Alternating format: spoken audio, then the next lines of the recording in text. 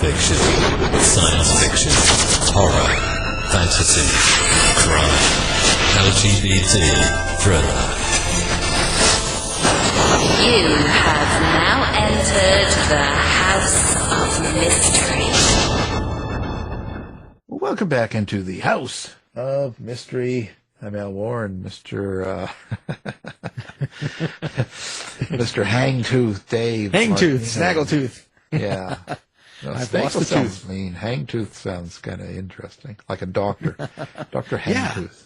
Dr. Hangtooth. Hangtooth. I like that. Yeah. It sounds a little bit more intriguing. But anyway. Sounds like a character. Yeah, see, there you go. You got Hangtooth. a new character called Hangtooth. Yeah. Well, we have got a character with us today, and he's got a book. The book, Brax, A Battle Divine. It's a dragon assassin adventure.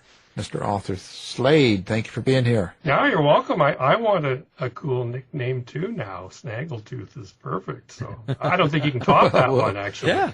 No, well, we'll get one. But I heard aren't you named Smog or something like that? Smog, Right. Aren't you raised by hobbits That's right. and dwarves and That's right. and a dragon and that, you know. Yeah.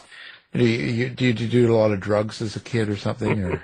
Oh, just the clean air of Saskatchewan in Canada. That's the only drug I needed. That says it all. Yeah. Saskatchewan. Holy Yeah. cow. Yeah, that or Dungeons and Dragons. I don't know if that's a drug or not, but it sometimes felt like one. So have you always had this problem? The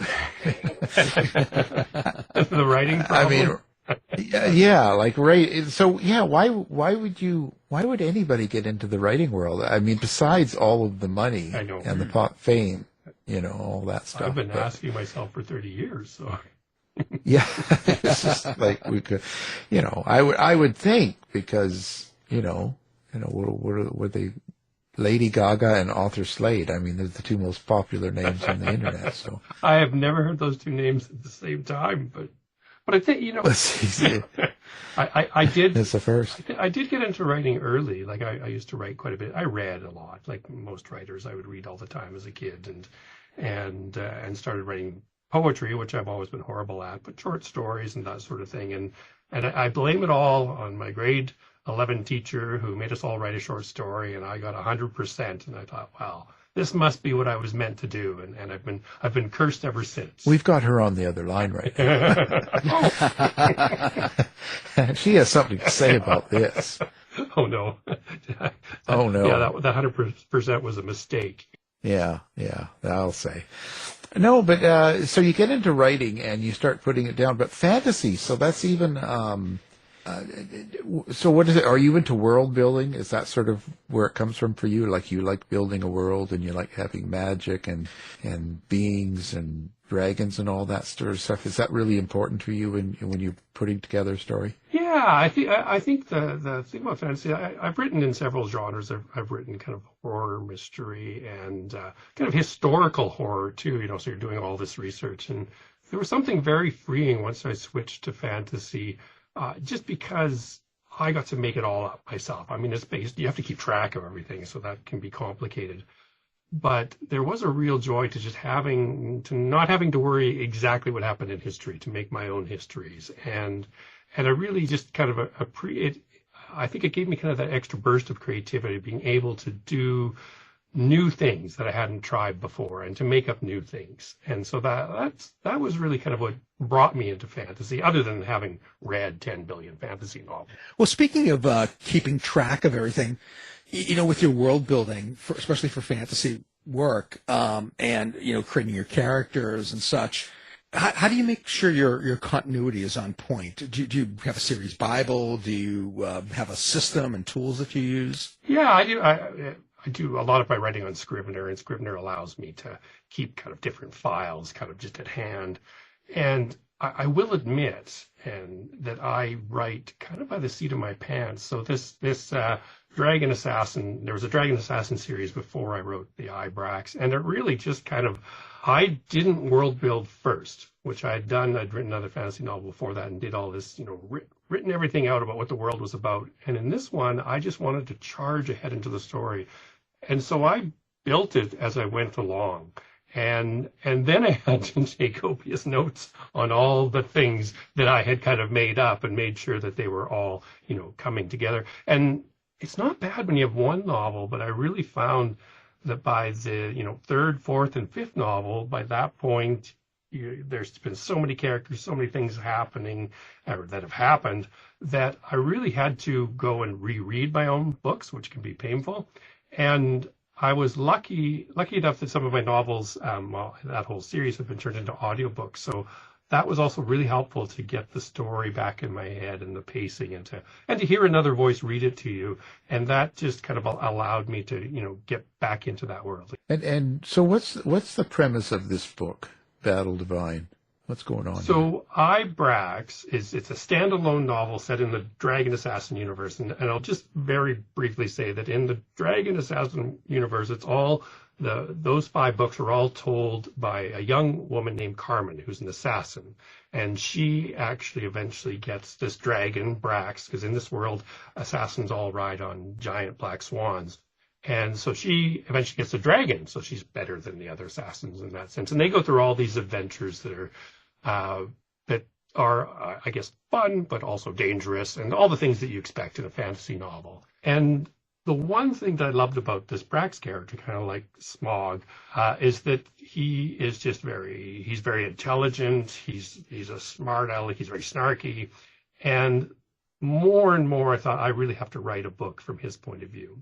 So that's where it comes from. Like, that's where Brax, he just more and more, he was kind of taking over the story in these first 5 novels, and it just became clear he's got to have his own story.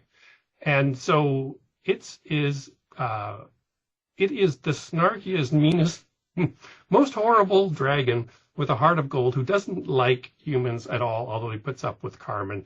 And it's all about him trying to save them from this horrible goddess who is coming back. When you create your characters like Brax, can you hear them? Do you have an inner monologue? Is that how you create dialogue, or do you have some other way? Yeah, no, it really, sometimes, if you're lucky, they kind of come full blown onto the page as you're writing. And I think Brax was really one of those characters. He was just there waiting. It's like all the dragons I had read about kind of, throughout my lifetime kind of became amalgamated into this one character. And so that part of creating him, I feel like, maybe I shouldn't admit this, that it wasn't really that hard work, right? It was just like he was just there, and he was snarky, and there could be a snarky side to my personality that's coming out of this, but no, I won't admit to that.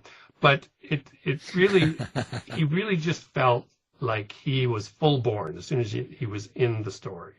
And that's a real gift when you're an author, when that kind of thing happens. And I didn't really have to struggle with how he spoke, or what his language was, or even what his opinion of mortals was, because it was really low. Oh, there you go. Oh, did you start with the world? Did you start with this Dragon Assassin universe, and you create it and kind of develop it, and then create the characters and put them into it, or do you have the characters and the storyline, and then you develop the world around it? I've kind of done it different times. With this one specifically, though, it's the only time where I've had the title first. And I was just looking I wanted to write another fantasy novel, and I was looking for a title. I don't know why I started on a title. And I just thought, well, what's the greatest thing you can think of? Well, how about an assassin riding on a dragon? Like, what could be more dangerous and kind of funny in a way, to have those two things together?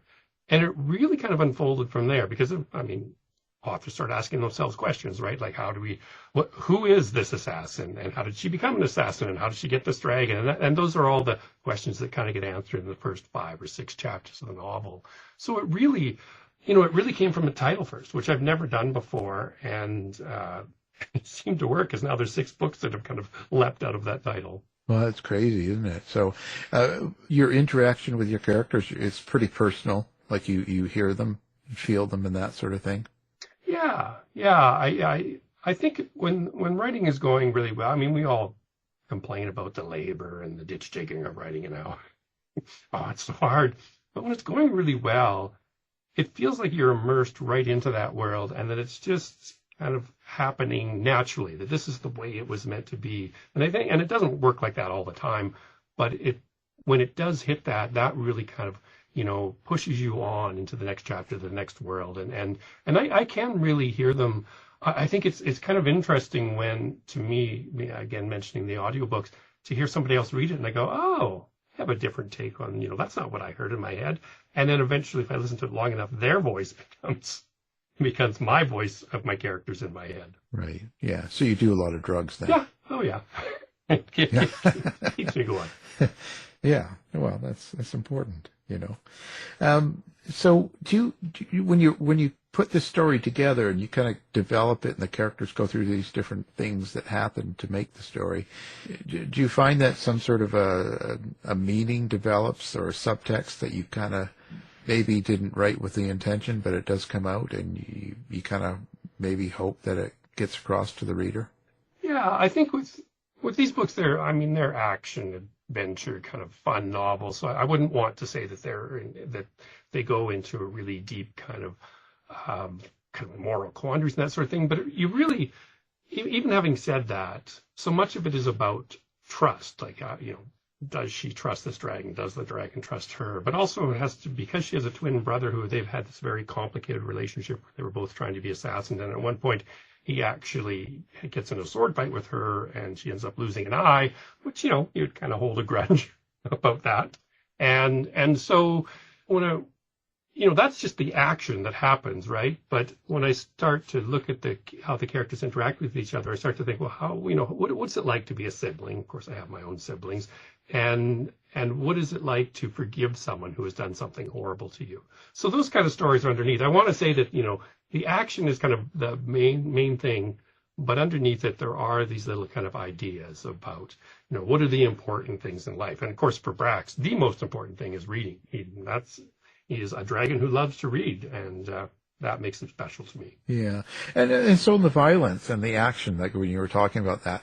So with the violence, are you fairly violent in your writing nature, or do you try to make it a little bit more tame, or do you leave it to the mind's, your imagination? Yeah, I think it's best when it's not really explicitly explained, in a sense, that it's left to the imagination. So I don't go into, it's not, Stephen King used to say, well, if you can't gross them out, you can gore them out. And, you get further and further along that line. But for me, and partly because these are for a younger audience, although I find a lot of the readers are like 40 to 70. So what do I know about audience?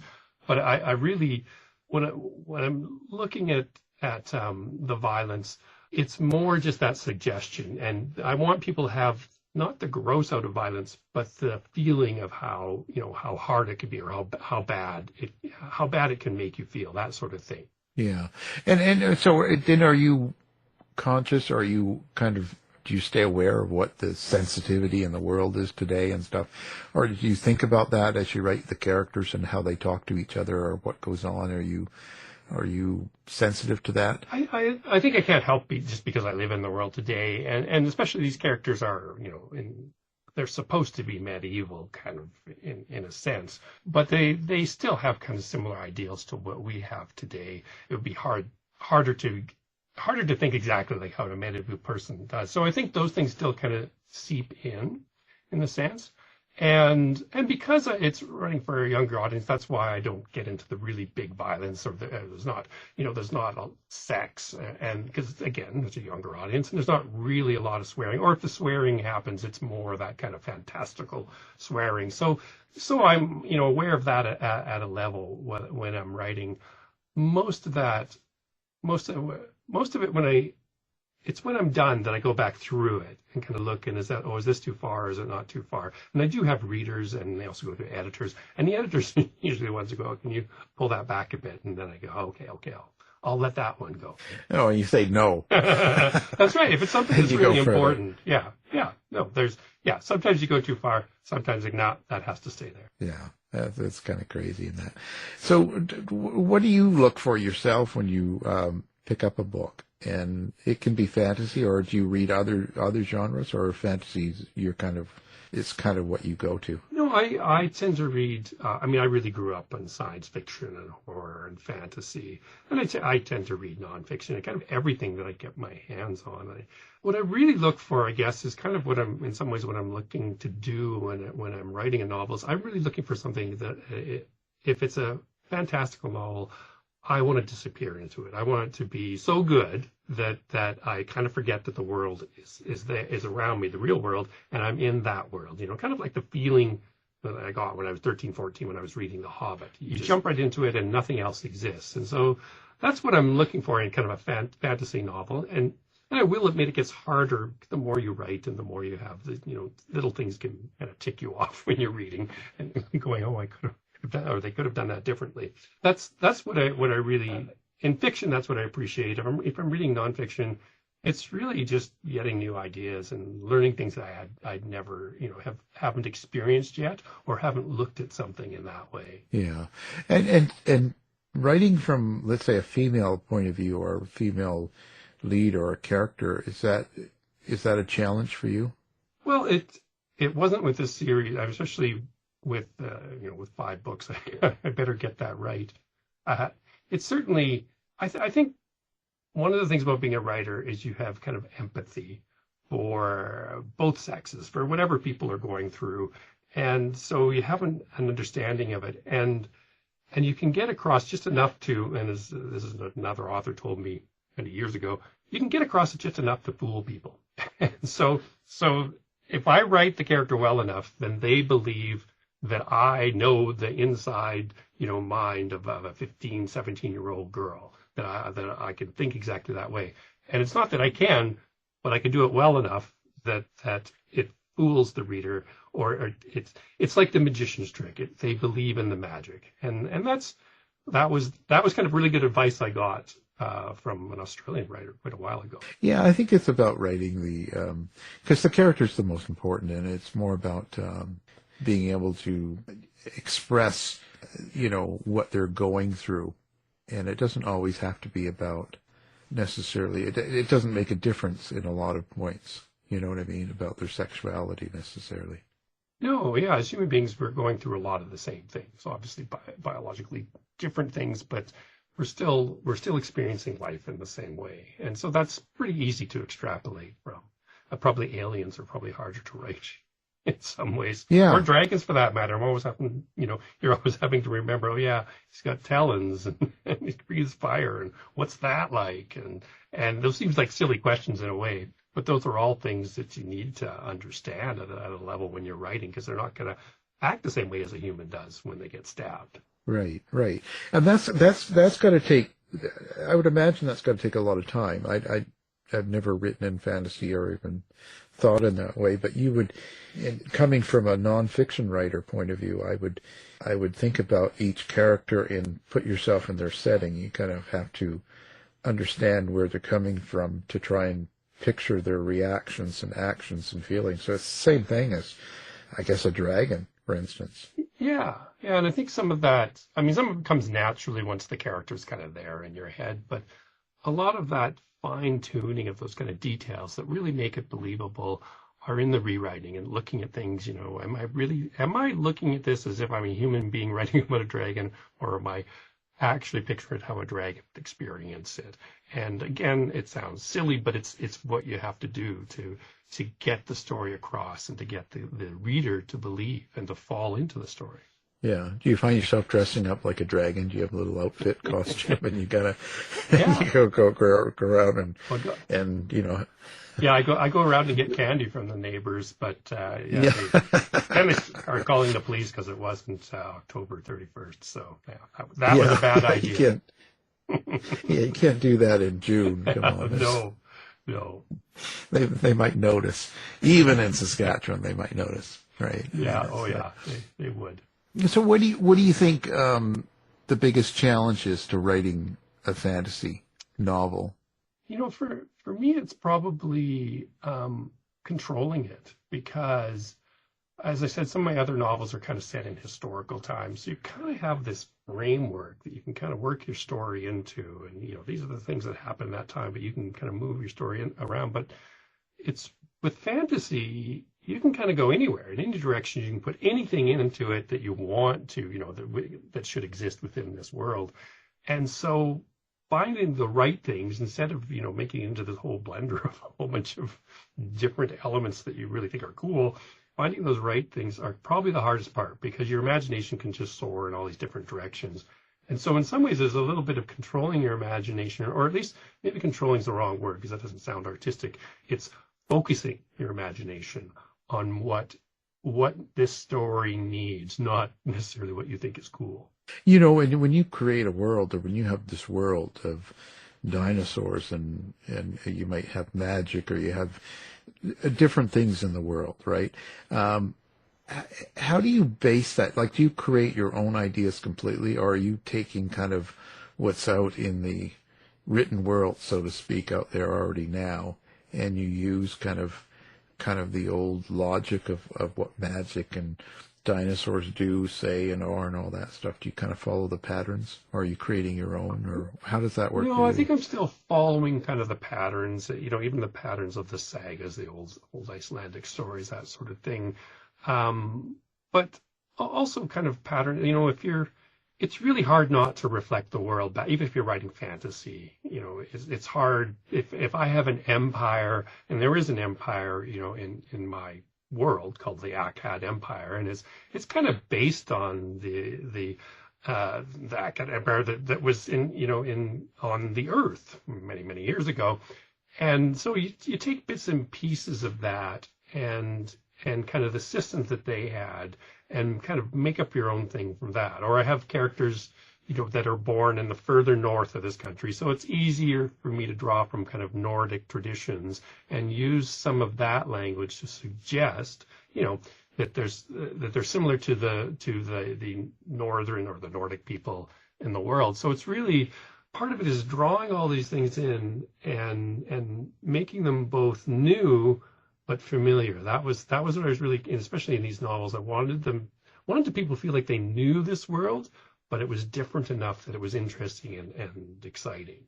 Yeah, Well, and so at the end of the day, when you finish the book and you put it out there and marketing and stuff, and you look back, being so involved in this world for the whole time that you write it, do you think that changes you? Yeah, I think it does. In the sense that I don't know that it changes my view of the world out there, but there is a sense of happiness, is what I would put it, when something works out. And especially, it's like, I was really pleased with how the books worked out, which sounds like, well, I'm the author, they should work out, I do all this work, but it always feels like I've kicked a field goal or something like that. It's like, oh, that actually worked. I didn't think it would work. And so there is kind of a sense of, I guess, joy in creation, but also that thing, and I won't put it too far this way, but that things are right in the world, that this all came together. So therefore, other things in the world might actually come together too. We'll cross our fingers on that second one. Yeah, I wouldn't hold your breath, but no. because I deal in nonfiction stuff, right? So, and after 34 books, I would always imagine that being on the fictional side, that's the ultimate, because you can make sure that it ends up in a good way, in a positive way, or, you know what I mean? Like justice gets served, so to speak, and things happen and all that. Because when you're writing the real stuff, it doesn't. No, I agree. Although I think that's true. You're kind of walking a line, because you want the reader to also feel like they're in a real world. And if everything's all Disneyfied, then they feel like, oh, that wasn't, everybody lived, and yet they went through all these horrible things just about happened to them. And so there's still kind of that dark, at least with my writing, there's still a dark streak through it all. There's bad things happen that don't get fixed.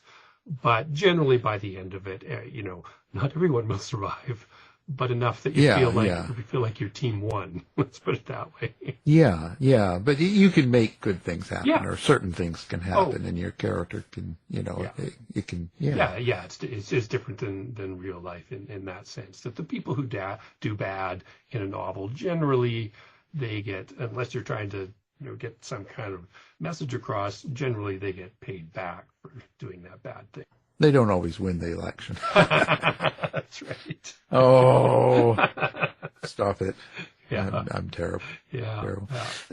Yeah. Well, let's talk about author. Like, where do people find you? Do you do social media? Do you have a website? Do you have a place people can come get your books, or is it just Amazon? Like, let's talk about you. Where do people find you? Yeah, well, arthurslade.com is kind of the easiest place, and I'm not on Twitter anymore. So I guess I'm on Blue Sky and Facebook, so those kind of places you can find me. As far as my books, they're really in a variety of places because I both self-publish. I'm like a hybrid author, and I also am published by publishers. So sometimes you can go to a store and buy them, and most of the time, well, pretty well, all the other times you can find them on Amazon.